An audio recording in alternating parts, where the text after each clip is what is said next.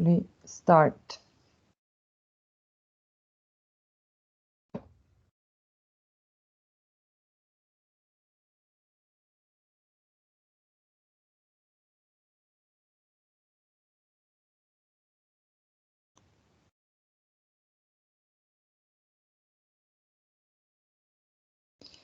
Yeah, great. Susan has welcome Thomas. I had a quick meeting this morning with her and she told me that you know each other. So I think we should start because we already have more than 20 people in, and I will slowly reintroduce the seminar and let people dive into the very interesting seminar. So welcome everybody. Good afternoon. Welcome to our first seminar of 2022 of our monthly seminar of international development and innovation.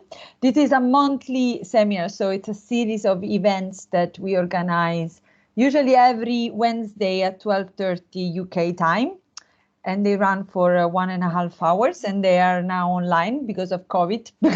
But we actually realized that they're very well attended online. So we also record the event. So we are very delighted to have with us today Joseph Hanlon, who is both a journalist and a well-read researcher, who has written more than 12 books on Southern Africa related to aid and development. He's been writing about Mozambique since 1978. He's been the editor of the Mozambique Political Process Bulletin, and he has written his recent books are Bangladesh Confronts Climate Change, Keeping on Heads Above Water in 2017, Chicken and Beer, Recipe for Agricultural Growth in Mozambique in 2014,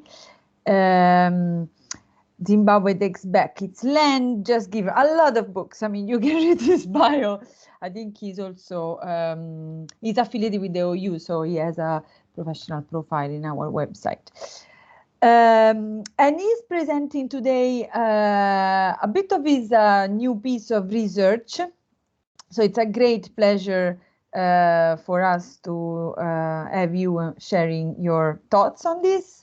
And he's talking about something that is obviously relating to Mozambique, but it's actually relevant for a lot of the issues that we are also reading on newspaper in other regions, because it's about energy and resource. So Mozambique Resource Course is a success of donor action to create oligarchs. And he is presenting like with the PowerPoint for about 40 minutes, and then we will have Thomas Selemane, who is a PhD researcher at the University of Witwatersrand, based in Johannesburg.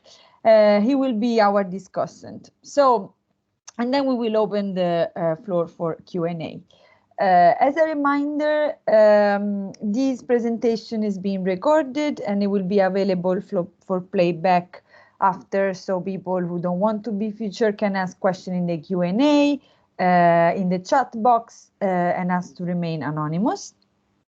You are being automatically muted by Heidi, but please raise your hands if you want to ask a question. And you can also follow up our events either on the newsletter or on Twitter with our handle is intdev_OU. So without further ado, I'll pass the floor to Joseph. I'll put myself on muted. I will warn you about when we have 5 minutes left. Thank you, Joseph. Floor is yours. All right, well, thank you very much. Good afternoon. Let me put up my PowerPoint and see whether the slide goes through.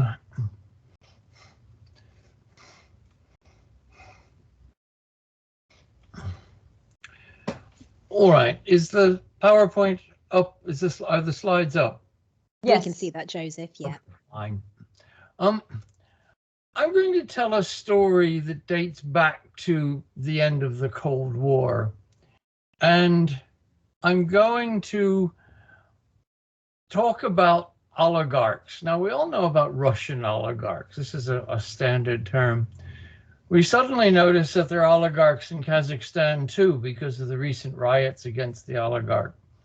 But they're also in Mozambique. And it comes from a process called shock therapy at the end of the Cold War, which was intended to rapidly turn the communists into capitalists. And it was forced by the donors and the lenders. And I argue in this talk that the IMF, the World Bank, and the donors consciously created oligarchs who are responsible for the resource curse in Cabo Delgado province relating to gas and rubies.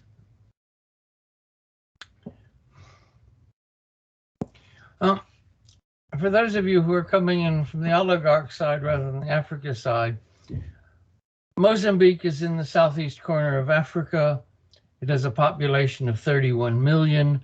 It's one of the poorest countries in the world with a Human Development Index of 181 out of 189.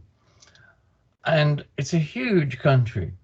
From Maputo in the south, the capital, to Cabo Delgado in the north by road is 2,500 kilometers, and there is only one road.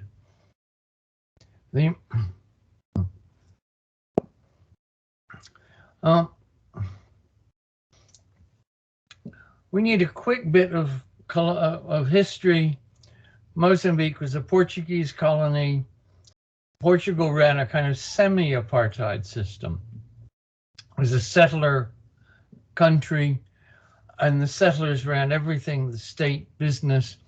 I remember when I first went to Mozambique and went to the north of Mozambique, I met the man who had been the only black ticket collector on the railways. All the rest of the ticket collectors were white Portuguese.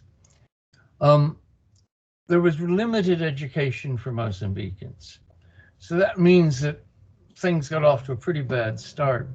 There was an independence war from 1964 to 1974. Portugal was backed by NATO. The independence movement for Frelimo was backed by the Nordics, by China, and the Soviet Union. And the independence war actually ended because of what became known as the Carnation Revolution in Portugal, when the Portuguese soldiers who were fighting in the colonies actually staged a coup and said, we are not going to die fighting in the colonies.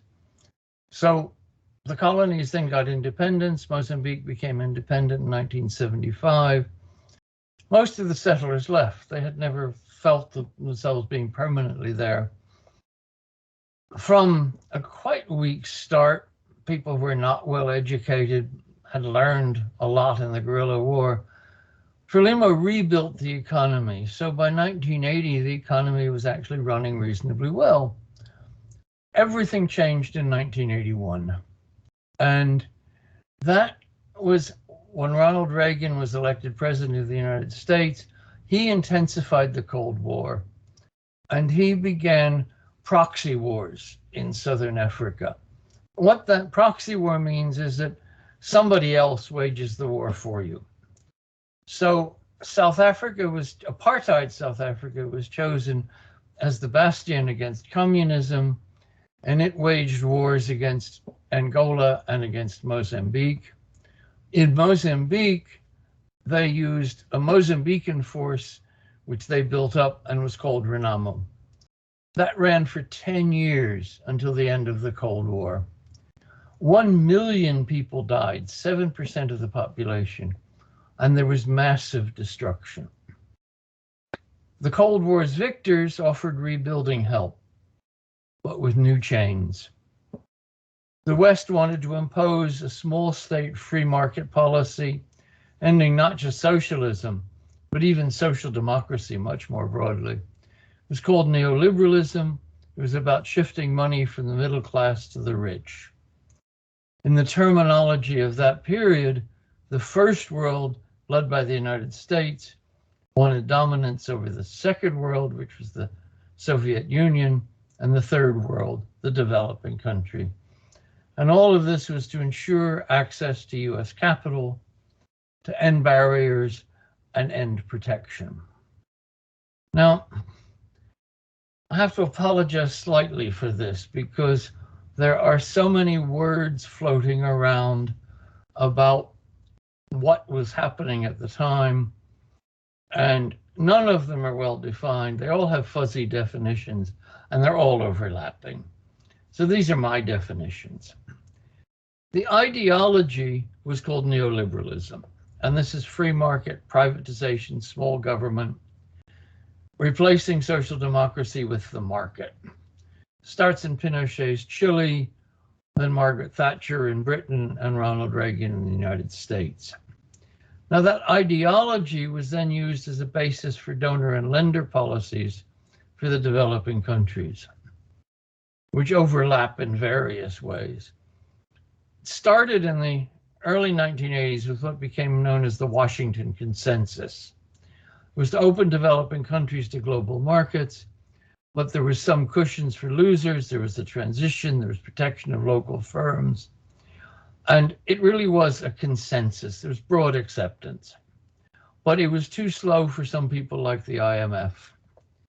And so you got Washington Consensus 2, or the neoliberal Washington Consensus, which was not a consensus at all.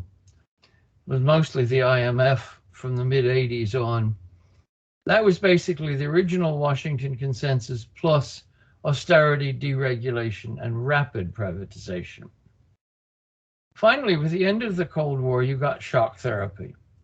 And the program for this was approved by the G7 in a meeting in 1990.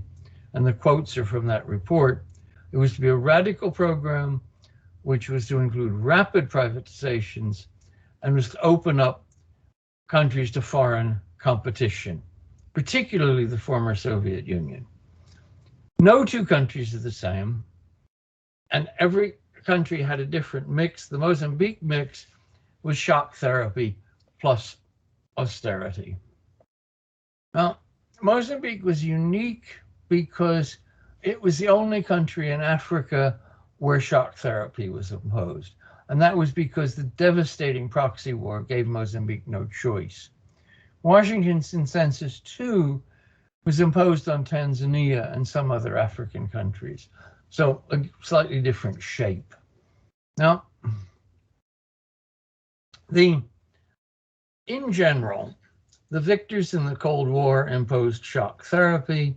Its official goal was to rapidly turn communists into capitalists and open economies to the West through liberalization. Its unofficial goal was to create rentier and comprador capitalism. Now, the rapidly is the problem. So you didn't have time to create new capitalists. So you targeted the nomenclatura, the party elite that had power over land and resources. They became the oligarchs. They were capitalists without capital or experience. So they had to extract rents from those assets, that get money from those assets somehow. And they could only do that by turning to Western companies to do it. And so they became agents of Western companies known as compradors. And so that's your rentier comprador capitalism. They also, to some extent, depended on aid money and contracts. Now, we argue here that the oligarchs and corruption were intentional. Now, what happened in practice? In practice, in Central Asia, notably Kazakhstan, which is the subject of the recent riots, land, mineral resources, public enterprises were privatized to a client kleptocracy in alliance with foreign capital. The post-Soviet asset grab created a new oligarchy empowered to collect land and natural resource rents for themselves, but also for the US and foreign creditors.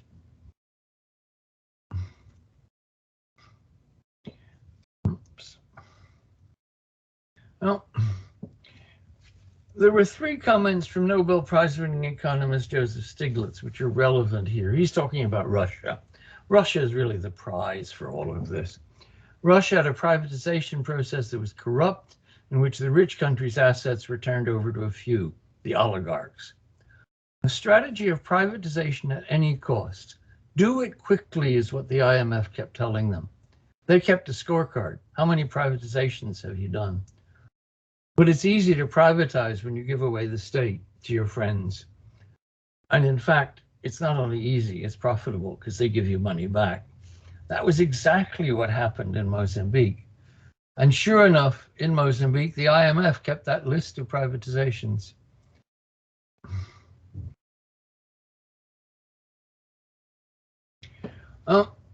We have to go back and look at Mozambique, look at the process that was taking place. The proxy war started in 1981, intensified really very rapidly. By 1984, the Mozambicans realized, Frelimo realized that they had to make some kind of turn to the West to try to reduce this onslaught. So they joined the IMF and the World Bank, and they allowed the US to send two non-government organizations that it was demanding, CARE and World Vision. By 1987, the war was still going on, but the IMF and the World Bank began to push privatizations. In all, 4,000 enterprises were privatized, many of them very small businesses that had been abandoned a decade before by the Portuguese. But the World Bank did an evaluation, a secret evaluation, which of course was passed on to me at the time, showing that the ownership of privatized enterprises has been limited to a relatively small group of individuals, and that they were then given loans that didn't need to be repaid. These were the new Mozambican oligarchs, and it was just like Kazakhstan and Russia. Now, the early oligarchs, with people like the families of the first three presidents, Michel, Chissano, and Guebuza, a former prime minister, the two industry ministers that were involved in the privatization, other ministers, and some important Asian origin traders. But from 1990, the IMF imposed a much harder line. This was the new dictatorship. Now, there's a wonderful book by Leah Yippie, who grew up in communist Albania and who's now a professor at London School of Economics. And she talks about first being a child under Enver Hoxha, where freedom meant basic social security, and Uncle Enver took all the decisions. The World Bank and shock therapy came in 1992. Now freedom was economic, it was the free market. And Vincent van der Berg of the World Bank took all the decisions. Just another dictator. But he was known in Albania as the crocodile because he always wore Lacoste shirts with that logo. Now, 1995, Mozambique had its crocodiles, two of them. Phyllis Pomerantz, who was the World Bank Country Operations Manager for Mozambique, and Sergio Leite, who was the IMF Southern African Division Chief. They were dictators because the donors required that Mozambique have an IMF and World Bank program, and therefore all they had to say is, well, we'll cut off the program, and then all your aid will stop, and people will starve. Now, the IMF had already been imposing austerity during the war. This is probably unique in the world where you impose an austerity policy in the middle of a war. Between 1990 and 1995, the minimum wage was cut in half. 2/3 of civil servants were below the poverty line. The government finally raised the minimum wage, but Sergio Leite went on television in Mozambique to say that he would not allow it. Phyllis Pomerantz is famous for closing the cashew processing industry. She put 10,000 people out of work. Luisa Diogo, who was then deputy finance minister, but later became prime minister, said she pleaded with Phyllis Pomerantz to talk about this. And Phyllis's answer, I don't want a dialogue. Either you do what I say or there is no money. And she forced the the closure of the industry, and the two crocodiles then went on to force corrupt privatizations.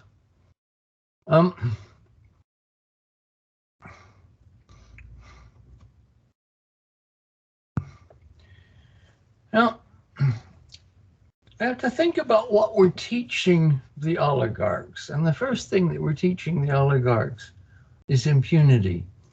And there are 3 bank privatizations which took place, which are really important in this process because they all ended up in murders.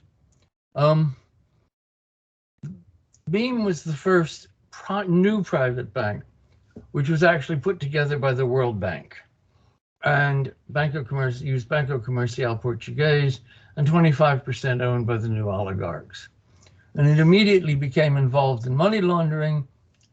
The managing director, José Lima Felix, investigated, was shocked by what he found, and then he was shot and killed on the 2nd of December, 1997.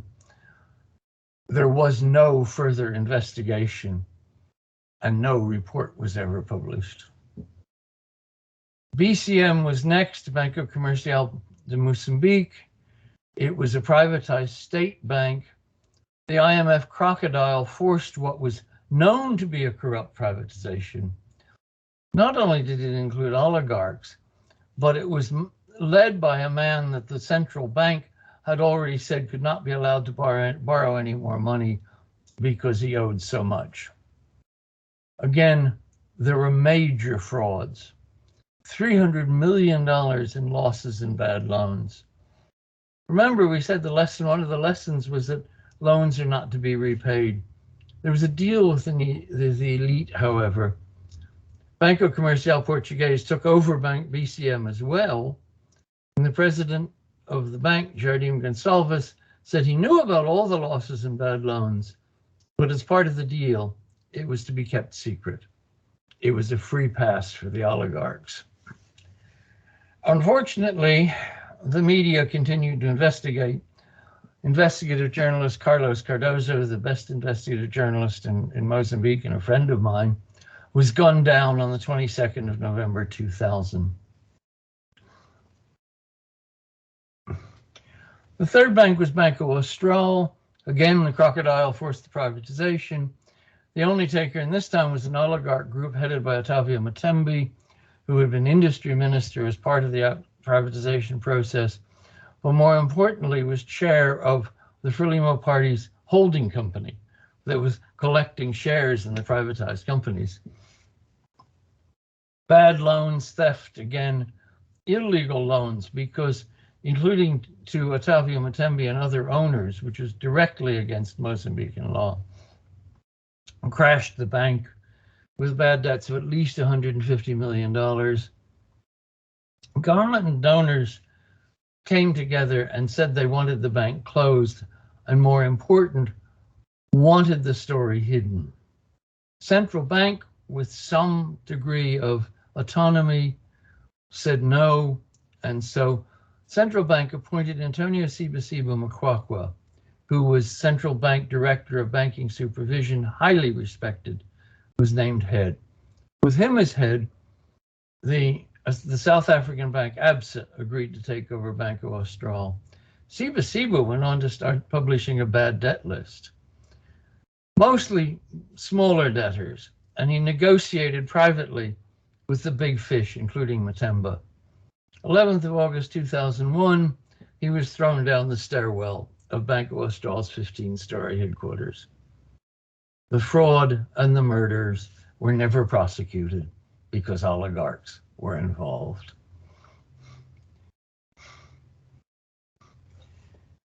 So what do we say? What we say here is it shown by the donor consultative group meeting, which took place in October, just 2 months after Sibasiba's murder. Mozambique asked for $600 million in aid, but it was given more than that, itself something unprecedented, more than $700 million. Sergio Vieira, the former security minister, wrote, The pledge of more money than Mozambique requested showed that the international community recognized the good performance of the government, and this overrides the bank scandal and the assassinations of Siba and Carlos. What were we telling the oligarchs? Mozambique was the star performer of the World Bank and the IMF, the poster child, repeatedly cited as the best boy in the class. It was good performance in accepting neoliberalism and shock therapy and creating oligarchs who were allowed to steal and kill. Remember, I started by saying this process was intentional. Giving Mozambique more money than it asked for 2 months after the murder of Siba is the strongest possible message. You are doing what we want. The donors were teaching the oligarchs about capitalism. And it is only if your only knowledge of the market was what you learned in the socialist era, you accept what you're taught. And in Mozambique, the IMF and the World Bank were teaching the oligarchs a very particular form of Wild West capitalism. Teaching the oligarchs about the free market. Remember, the international community here is setting the tone in a very poor country. And so what it first of all said was that key people are given free privatized businesses, and then they're given loans which are not repaid. Contracts are awarded based on who you know, on donor whim, and on kickbacks.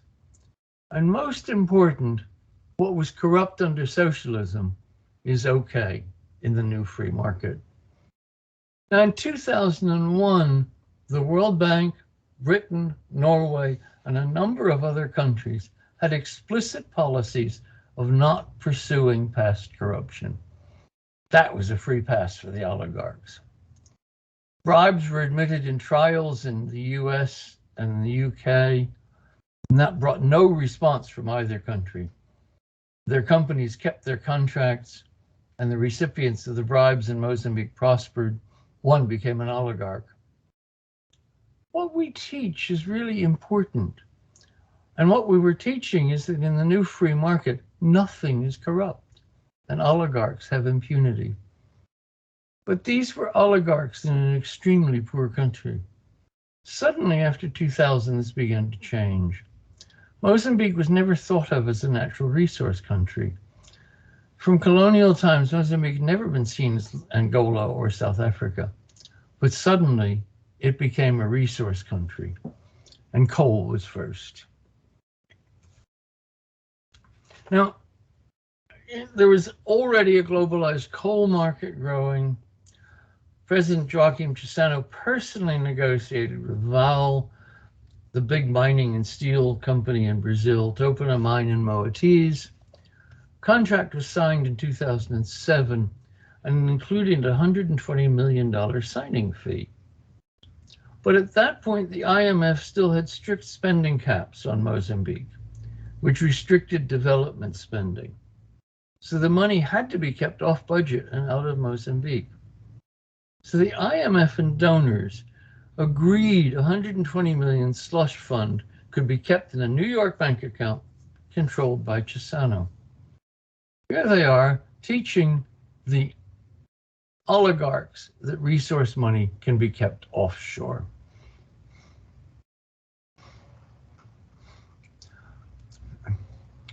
This was the IMF, still imposing austerity, but allowing $120 million oligarch slush fund. And as you will see, this lesson really caused the civil war in Mozambique a decade later. And it was not just Mozambique, of course. The Kazakhstan oligarchs own more than $800 million of property in Britain. And that's part of what caused the uprising in Kazakhstan last week. It may seem like madness, but it's not. It's policy. You build up the oligarchs, but the poor go hungry. You send billions to London, Zurich, and New York. 2009, the World Bank chief economist for Africa praised Mozambique as a top Africa success for its improving business climate and its market-based solutions. And two market-based solutions turn out to be really important.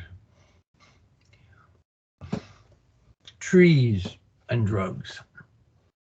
Mozambique is a major hardwood timber exporter, but it's officially illegal. And it costs, the illegal exports cost Mozambique $150 million a year. The hardwood that's exported illegally is roughly 7,000 containers a year. You don't hide 7,000 containers. Indeed, the whole illegal trade has been public for 15 years. A whole set of reports have named ministers, governors, even a political commission member. But the really gross trade is the heroin trade. It goes from Afghanistan to Mozambique by dhow, then to Johannesburg by road, that long 2,500 kilometer road, and then from Johannesburg city deep in containers to Europe. Estimate is that it's about 40 tons a year that transits through Mozambique, which makes it the second largest export after coal. That's been public since 2000. It's controlled by oligarchs and the families of presidents. Local income is probably $100 million a year. And the illegal timber and heroin are key parts of that free market.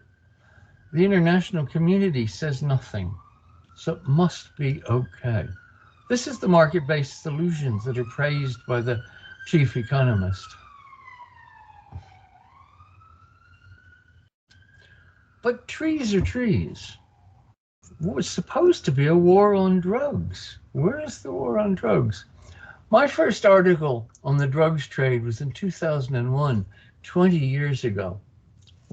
My sources were partly national and international anti-drug agencies.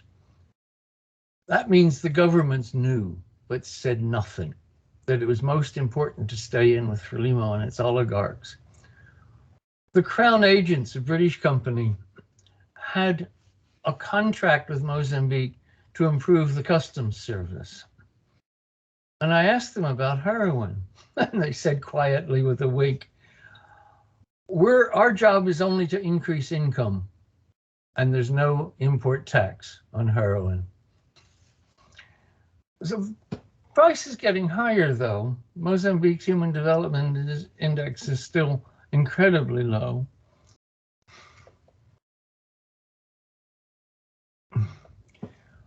The World Bank in 2018, this is now just 3 years ago, said Mozambique is one of the fastest growing countries in sub-Saharan Africa, but that growth is pro-poor. Inequality is increasing. Mozambique is among the most unequal countries in sub-Saharan Africa. Number of poor people increased from 11 million to 12 million, and half of Mozambicans are trapped in chronic poverty. The response was in Cabo Delgado.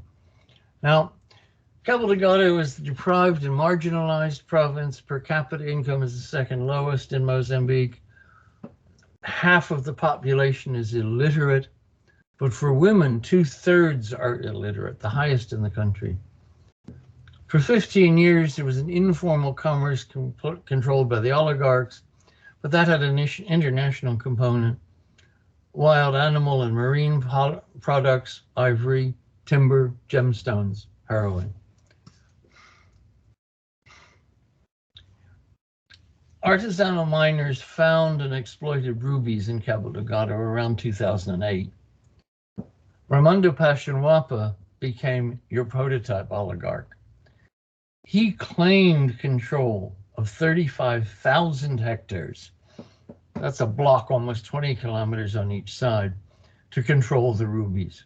How could he do that? He's Makundi, he was a leader in the independence war, and he sits on Frelimo's ruling political commission. He can grab 35,000 hectares. However, he couldn't run a ruby mine, so he sold 3/4 of it to Gemfields, a British company, and they exploited. And so every year, millions of dollars go into his pocket for doing nothing.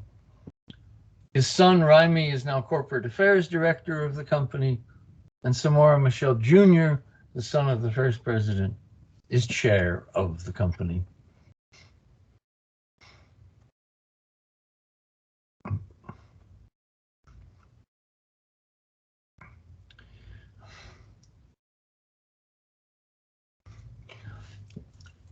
But the big find wasn't rubies, it was gas. In 2010, the third largest gas field in Africa was found off the coast. This is going to be the single largest development in Africa, $30 billion in gas processing LNG facilities. This was the promise of El Dorado, with thousands of jobs and many contracts. But when the gas workers and contractors started arriving their 4x4s, they were all from outside. Contracts went to Maputo companies in alliance with the Cabo Delgado oligarchs. Gemfields too was taking action. It threw thousands of people off its 34,000 hectares. This was taken to court in Britain because it was a British company, and they eventually agreed to pay $8.3 million to settle claims of killings, including people being buried alive, severe beatings, and house burnings. But Gemfields created very few jobs. Joseph, we have about 5 minutes. Yep, that's fine. We'll just make that. Artisanal mining is one of the important income things in Cabo Delgado. It's precarious, it's dangerous, but it provides thousands of livelihoods. 2016 law makes artisanal mining effectively illegal to ensure that the oligarchs and the foreign companies keep control. And if you look at the land cadastre, it shows that almost all the land in Cabo Delgado is assigned to mining and national parks. There's no spare farmland. So any projects, the gas and the rubies, settle people into houses, but there are no livelihoods. People are squeezed. So this is a Muslim area. It has fundamentalist Quranist preachers coming in. And they first started to lend money to create jobs.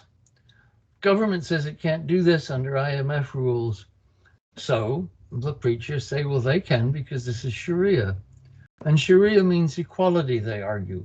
The resource wealth will be shared. It feels very much like a socialist message.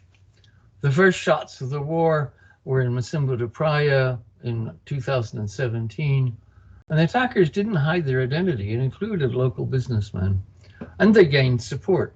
Corrupt, poorly motivated soldiers and police who harassed local people are no match for insurgents with local support. And this was grievances against the government. Marginalization, growing poverty, inequality, no jobs. August 2020, the insurgents captured and held Mocimboa de Praia and the port. The gas boom was starting in Palma, which is a town just north of Mocimboa de Praia, and the insurgents put it under siege for months. It was finally occupied by the insurgents in March, only held for a week. And they only targeted damaged government buildings and people. They were very clear. They withdrew after a week. But then the town was sacked by the police. Contractor compound containers, banks, hotels were broken into and looted.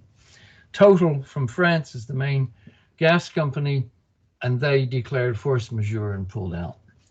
At this point, the government panicked.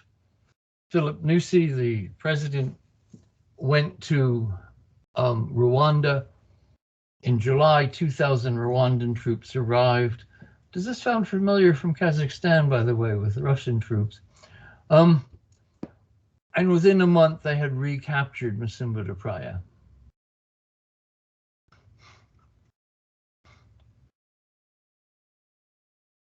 The problem is that the government doesn't see a problem.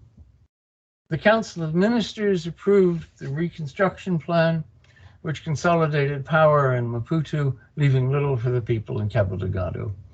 Nyusi, in turn, in his State of the Nation, blamed banditry and external greed, and rejected totally the importance of grievances.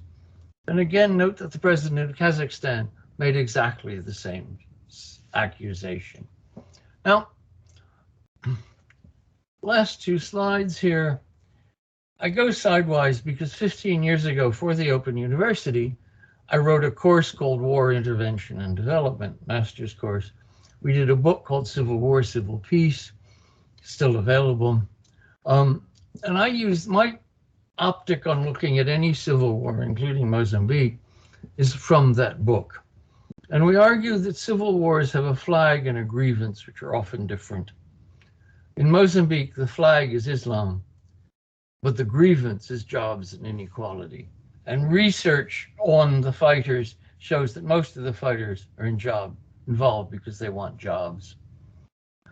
We also found that wars only end if you negotiate with terrorists and if you resolve the grievance. This is a problem for Mozambique because the greed of the oligarchs is the cause of the grievance. And can Nyusi negotiate with his own oligarchs? Finally, let me say that I keep talking about this as a resource curse, but it's not a resource curse for everyone. The Rwandan troops may well be able to protect the gas, even if they can't end the war. There's no change to the role of the local and Maputo oligarchs that drove the young people in Cabo Delgado to rebel. These were the oligarchs created and supported by the World Bank, the IMF, and donors over 3 decades. And they and their foreign partners continue to prosper. For them, it's not a resource curse. It may be a war, but shock therapy has worked. Thank you very much. Thank you very much, Joseph. This is a very comprehensive and detailed perspective on the political economy of Mozambique. Now we have Thomas that will have about 10 minutes to discuss and comment on what we've been hearing so far. So, Thomas, you here? Yes, thank you so much. I'm here. Great. Greetings to everybody attending this excellent seminar. You can turn your video on if you want. No, my internet has no good quality, right. so if I turn the video on, I'll lose quality. Thank you so much for understanding. I would like to start by congratulating Joseph Hanlon, who is a longtime friend, for this fabulous work on how the international community actually now in Mozambique and other developing countries, we don't call them donors. The international community is now the development partners. That's the politically correct term. Yeah, so it's the development partners. Yeah. So your work shows how they shape the development of Mozambique since the last years of the Cold War, as you have just told us now. So congratulations for this great piece of work.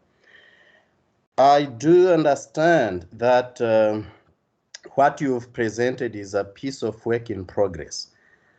I therefore think that the comments or questions or corrections you will get from this seminar will be very useful to sharpen your argument when you go back to your draft and work on it. It's very good to see that your long intellectual journey, it's really very long. It's more than 40 years on Mozambique's development, watch and research in both capacities as a journalist and as an academic. From your 1996 book, Peace Without Profit, which is, I think, available on, online on Amazon, How the IMF Blocks Rebuilding in Mozambique, to your other publication, Mozambique, the Revolution Under Fire. You published that in 2016. Your journal article, Following the Donor Design Path to Mozambique's 2.2 billion secret deal, that was around the hidden debt scandals, passing through the do donors promote corruption in Mozambique. So getting into this current work you've presented here, Mozambique's resource curse is a success of donor actions to create oligarchy.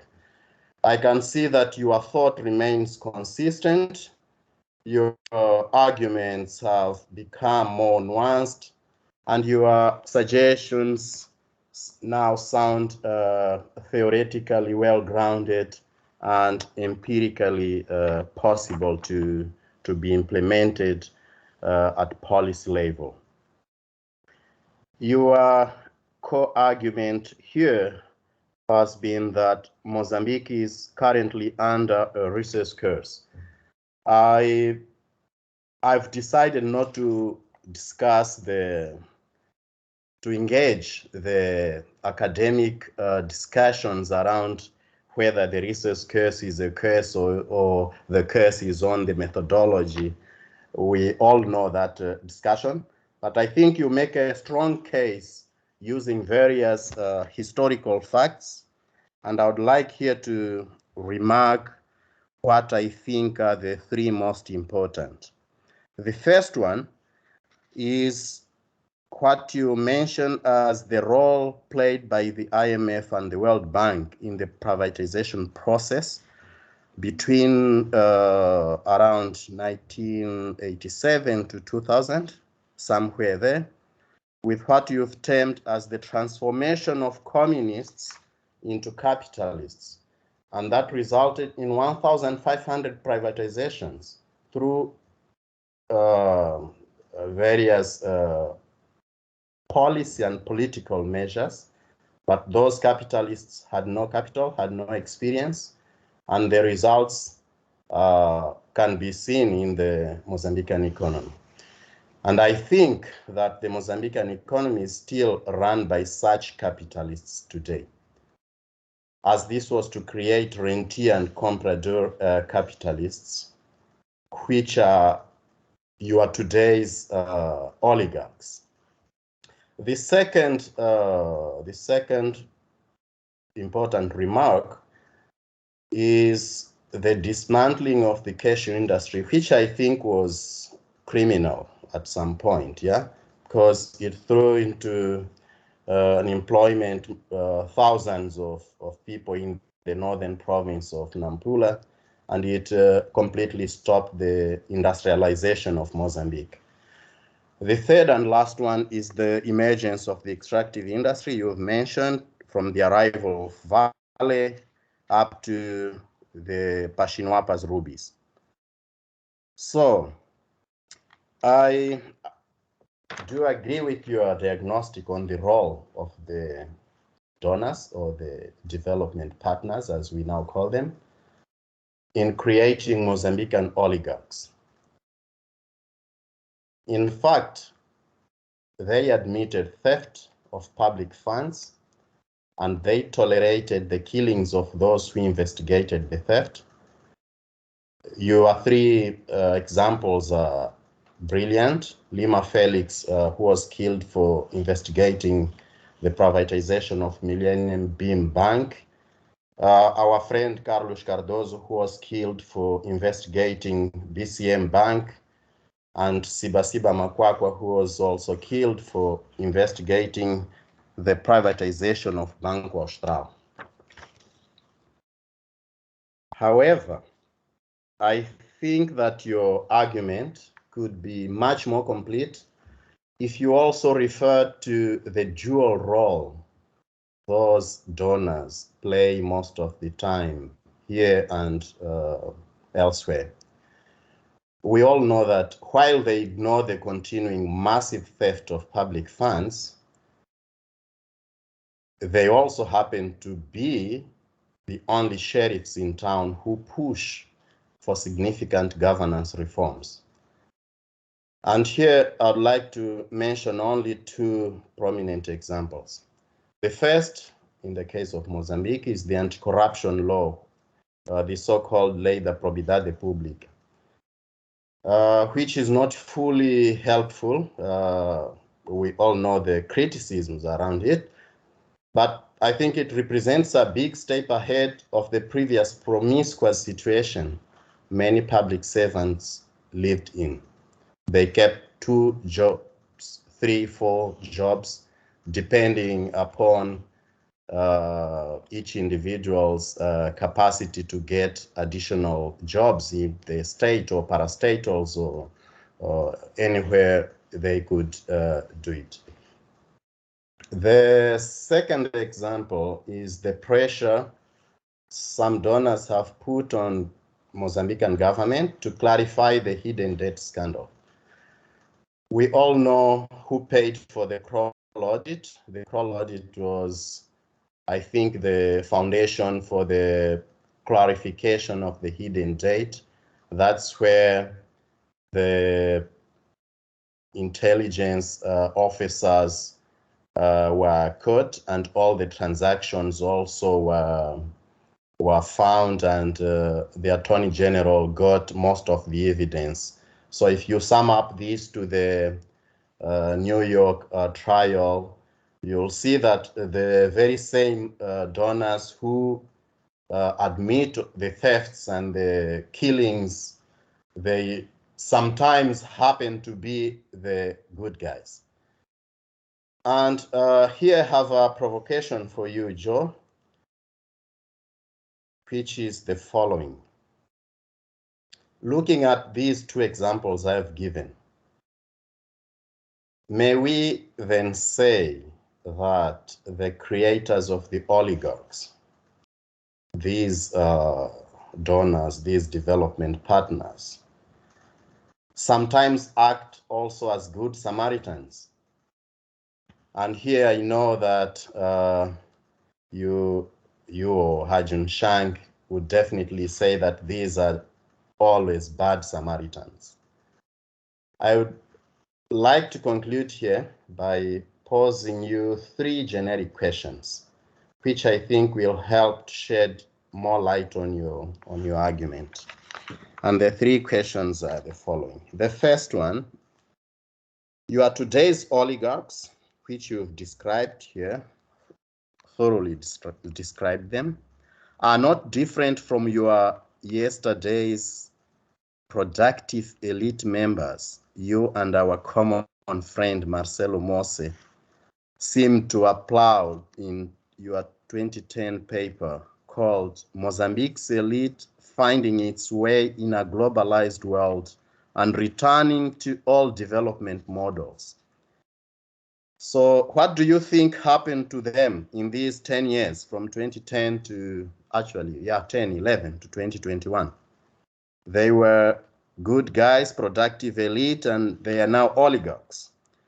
The second provocation is as follows. You make a good point about the oligarchs living in unstable conditions, and I agree with that, because they depend upon political protection. However, when there is change in power, the protection can go away. Change in power here means change of the group running the country, and from the Mozambican historical perspective, that means who runs Frelimo party.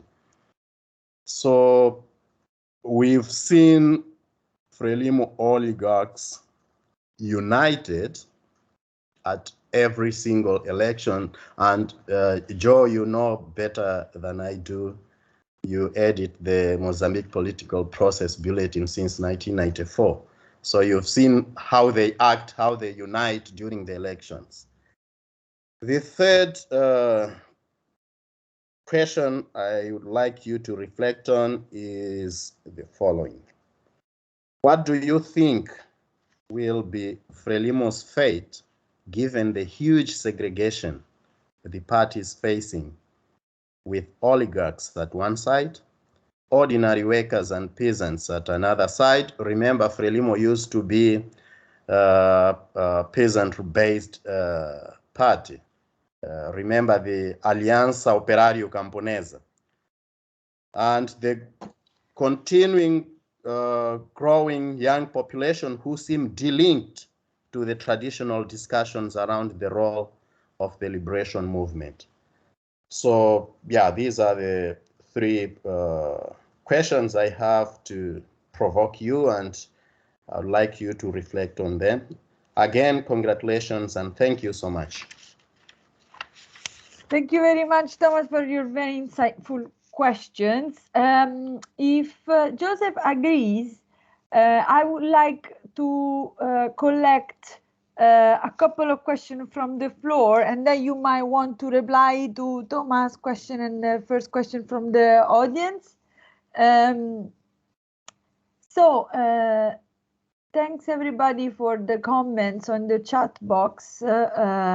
I can see Balihar is also very pleased about the comparison with Kazakhstan. He's been actually one of our speakers last year, and he talks and his research focusing on Central Asia and moral economy there. So I don't know if he wants to ask a question, or anyone, please write it in the chat box or raise your hand, and I will start collecting questions. Otherwise, if they're thinking about it, maybe Joseph, you want to reply to Thomas' question in the meantime. Okay. Let's do that. I mean, it's one of the reasons to do this seminar was exactly to try to put this out for discussion. And I'm kind of pleased to be challenged by Thomas, because I respect his comments. I've got three issues that I'll reply to. One, which I'm still really tussling with, is there is an invisible line that the oligarchs can't cross. And it's very hard to know at any one time where that invisible line is, because I think it moves. And the hidden debt scandal, which I didn't talk about, was crossing one of those lines. Credit Suisse is really behind this. They convinced the administration of Armando Guebuza to take a totally corrupt loan of $2 billion, perhaps 400 or 500 million of which ended up in pockets. Now, it's when the donors found out about it, it's all kept secret, of course. When the donors found out about it, they were shocked. And for 2 years, they really did cut off a big chunk of aid. But the oligarchs in the state held out, and they didn't concede. And so the donors actually have had to back down. And what we see is the IMF, which led the charge to cut the aid, is now leading the charge to make sure that Mozambique's more aid and more credits and so on and so on. So the gas means much more than the secret debt. And so the donors are all back in line. So there's a balance there. There's a hidden invisible line, and the invisible line moved because the oligarchs were able to stand up to the donors. The second point is one which Thomas makes, which I think is absolutely correct, is that oligarchs fight.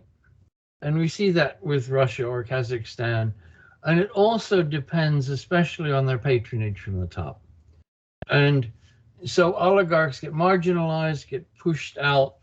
And one of the things that's interesting about the debt trial is that the 19 people are actually on trial over the secret debt in Mozambique. And all of them are Guebuza people. And so Nusi is using this. Only a couple of them are actual oligarchs, but the rest are junior people. But it's things like Guebuza's personal secretary and people who, and so Nusi is using this to attack Guebuza, and in that fight and attack that. So it is where your patronage comes from. Now, the third question you ask about the future. And one thing I've learned as a journalist and academic is never predict the future because you're always wrong. But what I can say is what is going on in Cabo Delgado is a civil war. And what has happened in Kazakhstan might be the beginning of a civil war. And so what we see is that the uprisings are not necessarily where you'd expect them to be, but they're when people get angry enough. And I think that if the grievances are not dealt with, all of the research that we did for civil war, civil peace shows that the war can't be stopped.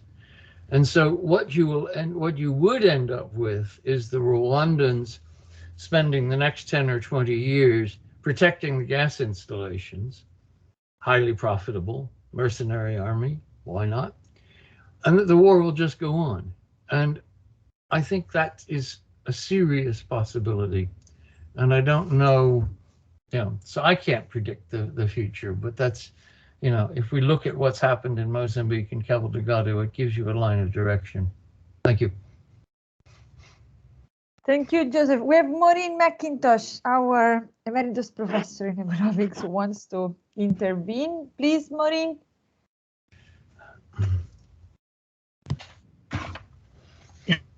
Hi, yes, sorry, I was taking it to, I just wanted to ask a question really about what's an oligarch. And I guess I'm finding it quite tricky to formulate the question, maybe because I'm not entirely clear what I'm asking, but it's, I guess what I was after, what's the difference between an oligarch and a very rich person who has government support and some unfortunate aspect to a lot of government money, because there's a lot of the latter around. So what creates the former? And I'm wondering, is it a one-party state? Is it a situation where people with a set of, assets and patronage and all of these things, much of it illegal, also are associated with governments or a state where there's very little political competition, effectively, so that, the contrast might be with other African countries I can certainly think of, where there's an awful lot of rich people and a lot of corruption around, but you get quite a lot of shifting governments, people going in and out of access to patronage. So that's the question really, is what's the definition and how does it interconnect with the political structure? Thank you, Maureen. If I can, actually, Dio, I think, has a similar question. So, Dio, I'm going to read these comments. Many thanks for the excellent discussion and commentary. I also had a question about oligarchs who seem to have never become capitalists, in the sense that we think of capitalists as investors in opportunities. I wonder about the role of politics in this failure.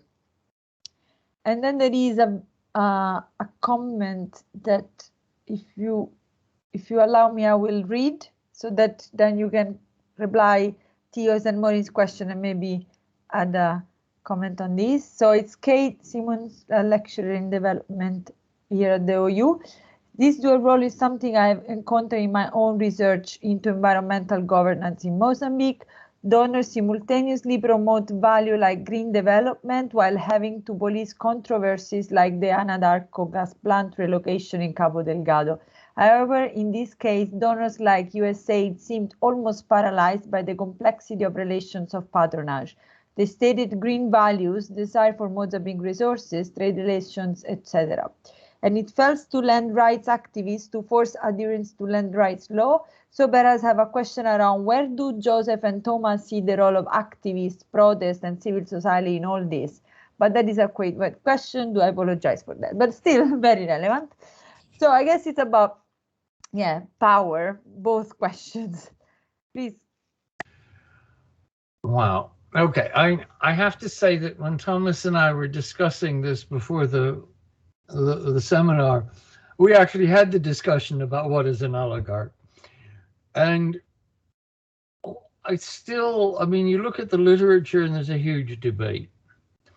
But basically the oligarchs in the first instance are the people who have political power to grab assets.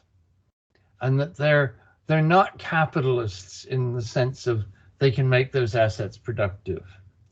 Now, your question, which is the one that I raised in a paper a decade ago, is, are some of those going to become productive?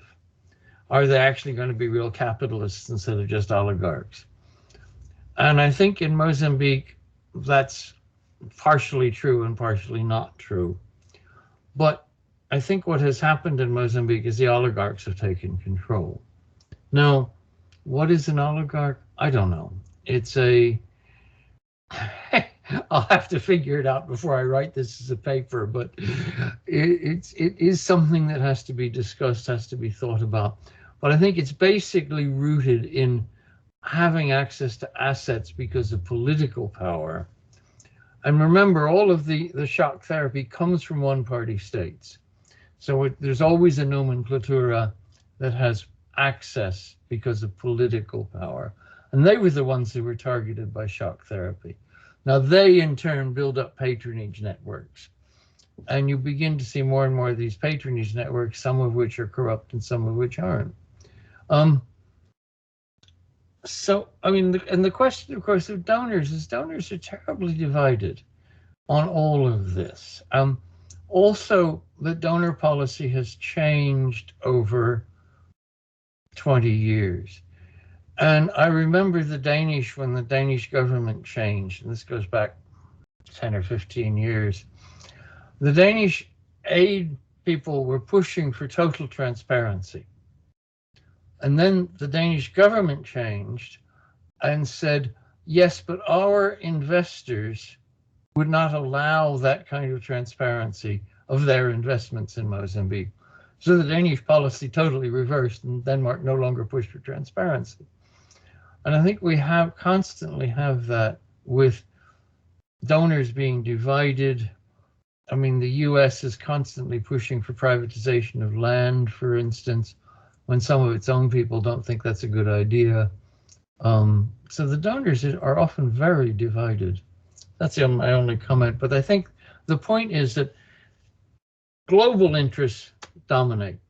I mean, they were really angry about the secret debt, but it only took about 3 years and a change. What's interesting, it took a change of ambassadors. So the ambassadors who had cut off aid all left after the end of their term. And the new ambassadors had all been briefed, we have to have good relations with Mozambique. So there you go.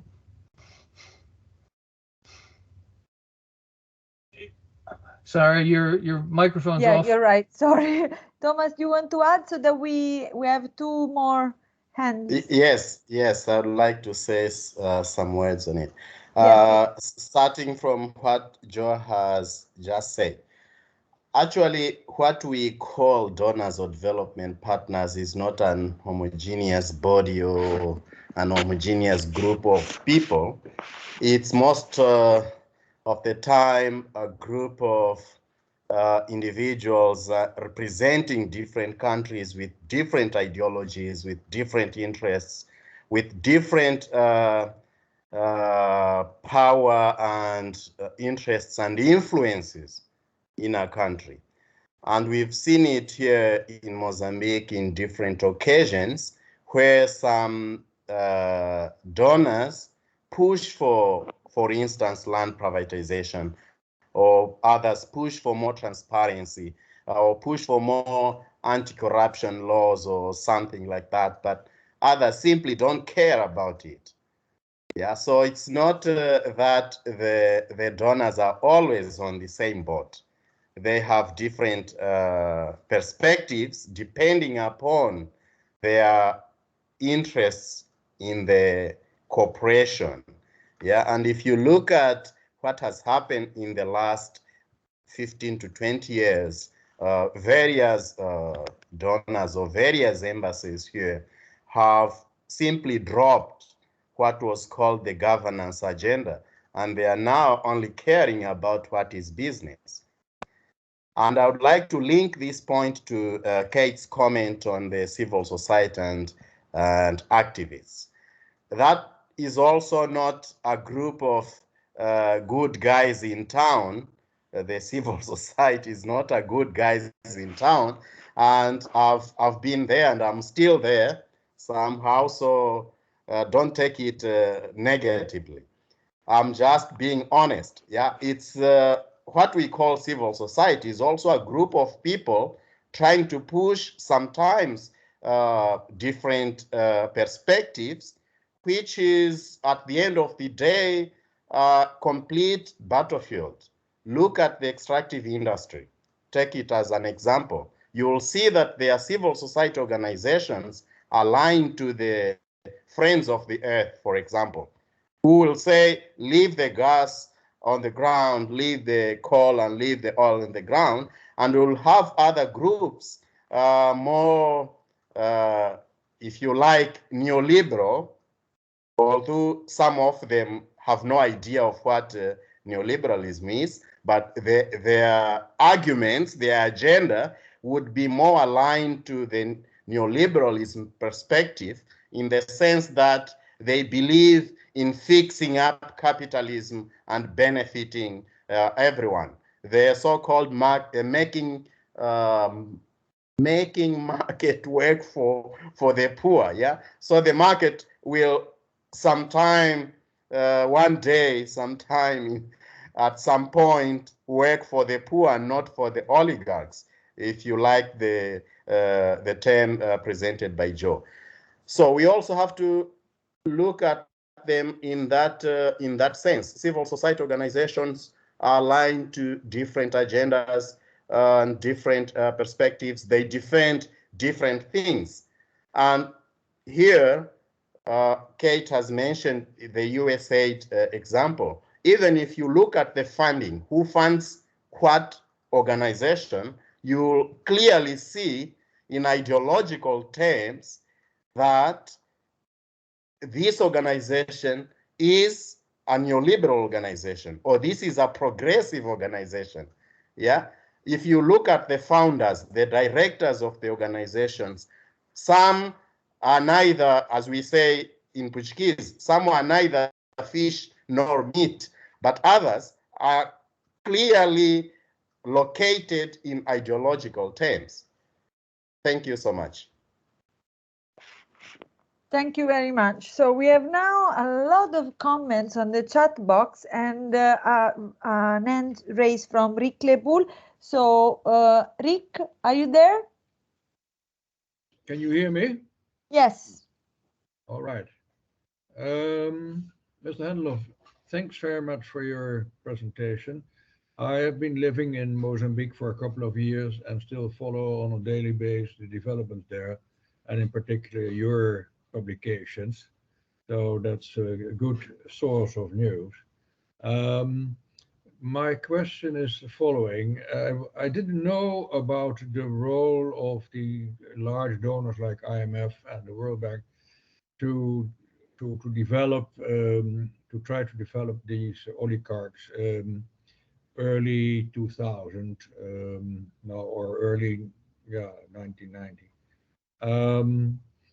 And I was a bit, and that's why I'm so surprised about the attitude of the IMF when the hidden debts emerged, because they were actually the cause of all these problems. You could say they have developed these people, and then it happened, and then they are very, very surprised. Can you comment on that? And I have one more question after that. That's a very short. But could you please comment on that first? Thank you. Can I also read the comments so that you might want to have a unique reply? Is that okay? Yep. Okay. So we have Balihar.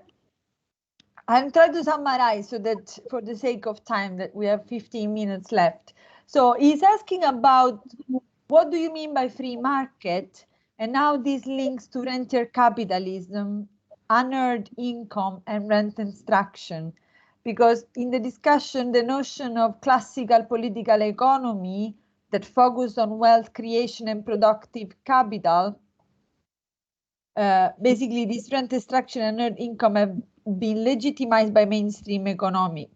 So how rentier capitalism kind of differentiate from the wealth creation and productive capital, which is something that you already mentioned, but if you can develop a little bit more.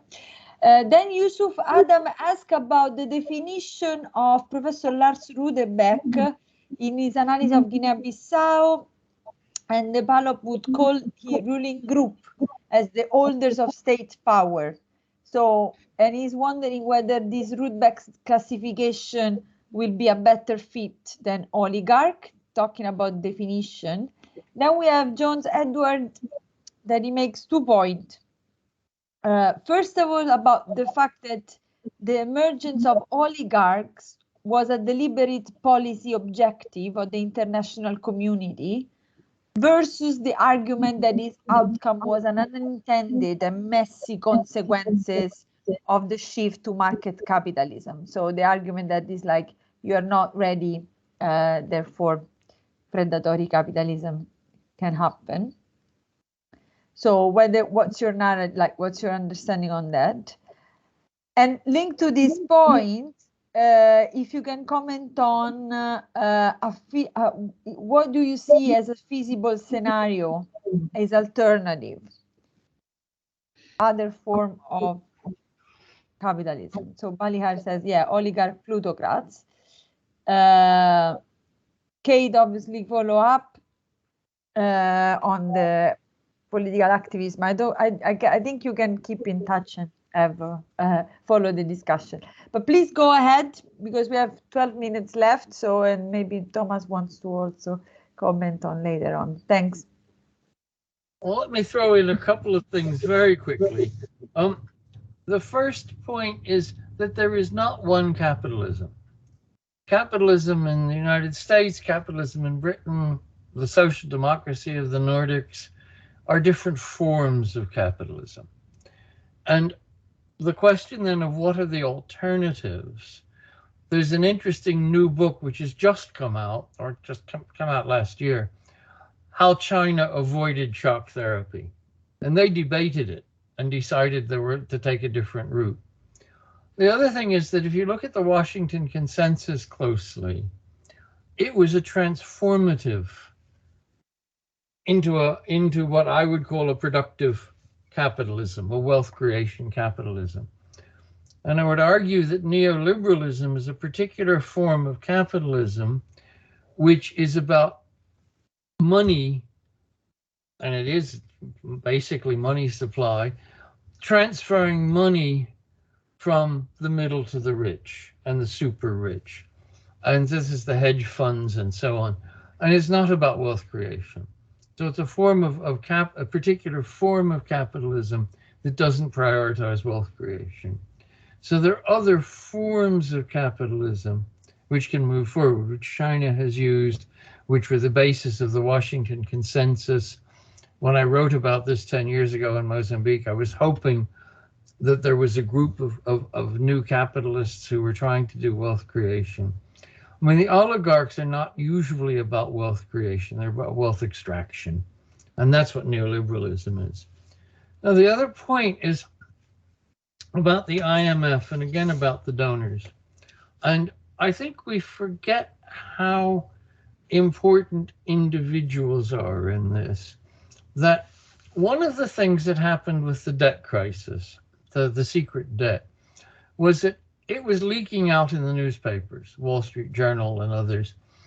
And so the donors and the IMF went to the head of the Bank of Mozambique, went to the Prime Minister and said, is there a secret debt going on here?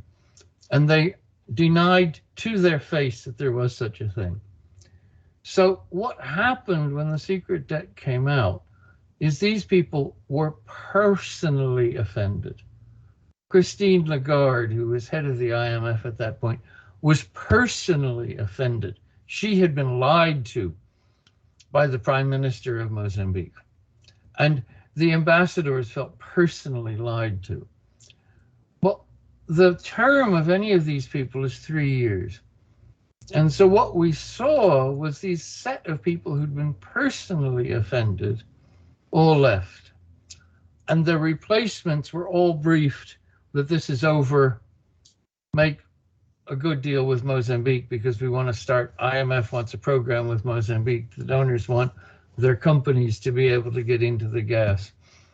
And so as these key people, the IMF representative left, Christine Lagarde left as head of the IMF, their successors said, okay, you were personally offended, but we have a greater interest in rolling that under the carpet and not worrying about it. And I think that's the point, that the agenda here is this rentier comprador capitalism. And so long as the Mozambicans are happy to do that, to support extraction, to work with the foreign investors, to make the foreign investors profit in exchange for a share of the profit, then everybody's in agreement that this is how we want to move forward. And the possibility of wealth creation in Mozambique through industrialization is just not even on the agenda. Thank you very much. Is Thomas wants to add something on this? Mm-hmm. I know that we packed so many very loaded concepts and the discussion is, I'm really glad the discussion is going on in the chat box about the meaning of oligarch and power and central state and freedom, which is very interesting. And I'm also glad that you mentioned actually Bella Weber, who's the author of How China Escaped Shop Therapy, is a dear friend of mine. And I think both books that you mentioned, Lea Ibi, who is on my bookshelf and I have to start reading it properly. They're both kind of paradigmatic in this reopening a bit the discussion about, you know, this dogmatic idea that freedom and you know, liberal freedom and fiscal policy. I mean, from an economics point of view, I mean, we have to and yeah, the power that new economic policy might want. So I have two last questions about Lars. I think he raised his hand so he can speak, and have Ekman. Hello.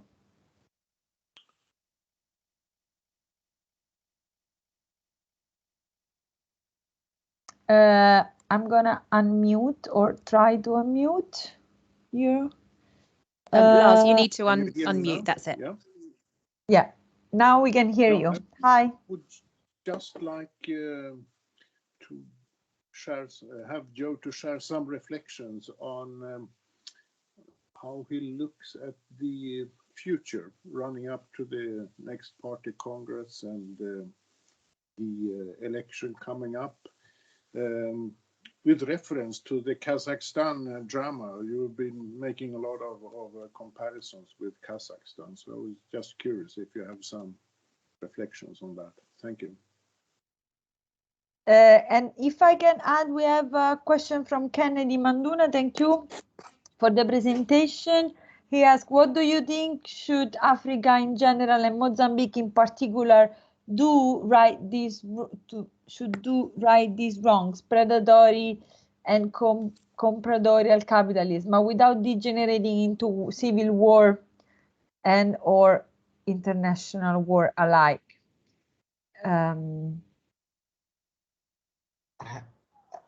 I can comment on that. Yeah. So let's. How do you want to organize? For me, it's the same. It's just like Joseph and then Thomas, and then we go back. We close with Joseph. Okay, go ahead, Thomas. Okay. A few words on Kenneth's question. I think the most important point here is that we've spent decades and decades trying to find common formula that would work for everyone in Africa or everyone in Asia or everyone in Europe and also everyone in the world. But we know, not only as economists, but as citizens, we know that these countries have different realities and different contexts. And we don't have to keep looking for what works in a generalized context. I think the way forward would be to see what works better in South Africa might not work better in Kenya or in Mozambique or in Ghana. So let's look at the reality. I know it's so difficult for economists to do that exercise because the models don't allow them to go beyond the econometrics and the regressions and all those kind of at some point useless stuff. But if we are to think seriously on development and poverty reduction and gender equality, climate change, and so on and so forth, we have to look at each reality as a unique context and see how can we deal with it both in political and economic terms. Otherwise, we'll get lost, just like the World Bank's doing business indicator. You've heard of it. So after tens of years, then we end up seeing that this was completely useless and above all misleading. Thank you. Yeah, thank you. I agree. If I can, Joseph, yes, please. Sorry, I didn't expect such a very articulated and sophisticated discussion on so many topics. Unfortunately, we have 3 minutes left. Go ahead. Okay. Let me just deal with what to do. And I think the problem is that there have been no successes that I know of reversing neoliberal capitalism. And I haven't seen any in any of the of reversing shock therapy. And I'm sitting in Britain and having a prime minister and a government that is totally dishonest and that is again transferring money to the rich, and that we seem unable to stop that. Now, the question then becomes historic. Does this feel like the 1930s, where it wasn't possible to stop a kind of change that was taking place? And it was only the Second World War that ended it. And if you look at Weimar Germany and some of these things, there seemed no way to stop it. And I think that at the moment in Mozambique, I don't see how you reverse this without a new independence struggle. And I think that is, at this point, the support for the Mozambican government would be rather more substantial than was the support for the Portuguese government 50 years ago. And I think it would be a very nasty war. And I think that there seems no pressure from the international community to say that we want to move to a more developmental capitalism. And until the international community is willing to do that, I mean, the IMF won't do it, the World Bank won't do it. You look at all these World Bank projects, they don't ever point to developmental capitalism. And so I think that it's a purely projects for extractive capitalism. And I think that without some kind of global change in thinking, I don't see a way forward. It's a very pessimistic view. I'm sorry. Yeah, not really actually pessimistic. It's more realistic. But yeah, thank you very much. Unfortunately, we ran out of time, but I hope this is just the first of a series of conversation. So we will be really happy to host one of your talk again soon once this work progress. And thank you all the participants for joining. I just want to remind you that our next seminar will be on the 9th of February. Charlie Whitham will present his research on vaccine shots and silver bullets. So it's again about donor and immunization plans. And we'll have Theo Papaioannou as a discussant. As you know, this video will be uploaded on our website and shared by Heidi pretty much soon. Thanks again, Joseph, for the very interesting talk, and we hope to see you soon again. Thank you, everybody. Have a great rest of the week and day. Bye.